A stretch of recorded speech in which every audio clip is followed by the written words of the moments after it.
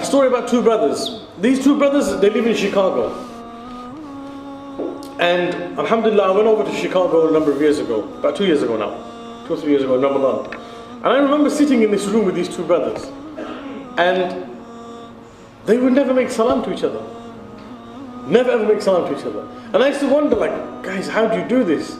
And I'd crack jokes between both of them. I'd pick on him and then I'd pick on him as well. And he'd just smile when his brother's getting caned. And the other one would be like, yeah, as well. And they would never actually communicate with each other. Little did any of these guys know that a day would come in their lives where they would regret this.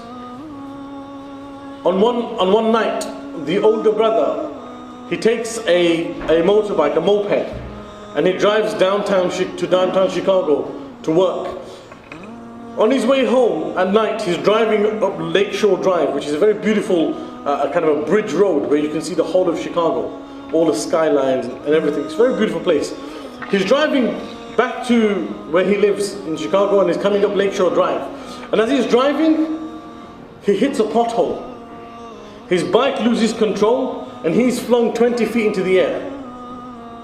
When he lands, Inna lillahi wa inna ilayhi raji'un. He dies from the impact. I pray to Allah subhanahu wa ta'ala that He give my brother Abdul Ahad a lofty place in Jannah, inshaAllah. Very beautiful brother, and wallah, every time I remember the story, it pains my heart. Because I remember the beautiful smile that Abdul Ahad used to have.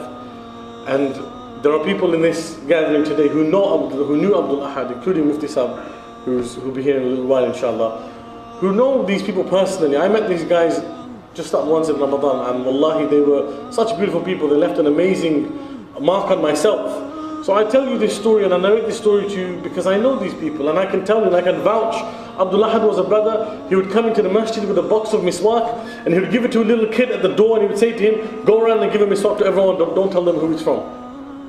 Just go around and give everybody a miswak. So everybody would be acting upon the sunnah, and who would be getting the reward? Abdul Ahad. Beautiful brother.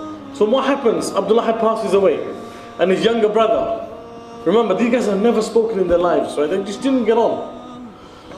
The day of the janazah, Abdul Ahad is being buried.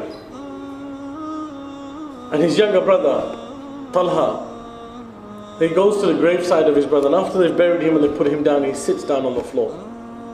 And he begins to cry. And he cries so much.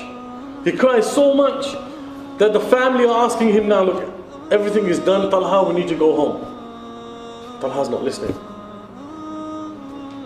Another sheikh from the locality goes and he asks him, please, Talha, we need to go home now. Talha says, leave me alone. Until he becomes so stubborn that the family then requests Mufti Hussain to go in and speak to him. So Mufti Hussain goes up to him and he sits next to him and says, Talha, we need to leave. And Talha looks at Mufti Sahib, and his face is wet from the tears. He looks at Mufti Sahib and he says, Mufti Sahib, please let me stay here. I just want to spend time with Ahad because I never spent any time when he was alive. I want to spend time with him. The Mufti Sahib put his arm around Talha and he said, Talha, come on, we need to go. And then Talha said to him, Mufti Sahib,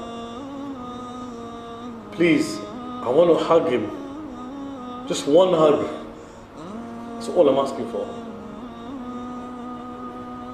This is why I say to you, subhanAllah, a day will come in our lives, wallahi, when we will regret the ni'mah that Allah gave us. Man is so stupid. Man is so silly. Man is such an idiot. Man does not want to change. Man does not want to take a lesson from these things.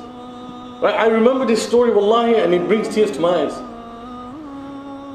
A day come in my life, imagine I died, or one of my brothers died. You know, when's the last time I told my brother that I loved him? When's the last time you went home and you told your brother or your sister that you loved them? So I ask you this question, as a brother, when's the last time you showed some love to your own brother? Wallahi, a day will come in your life where you will cry like the way Talha was crying for Ahad, but that chance will never come back again. So take this as an opportunity.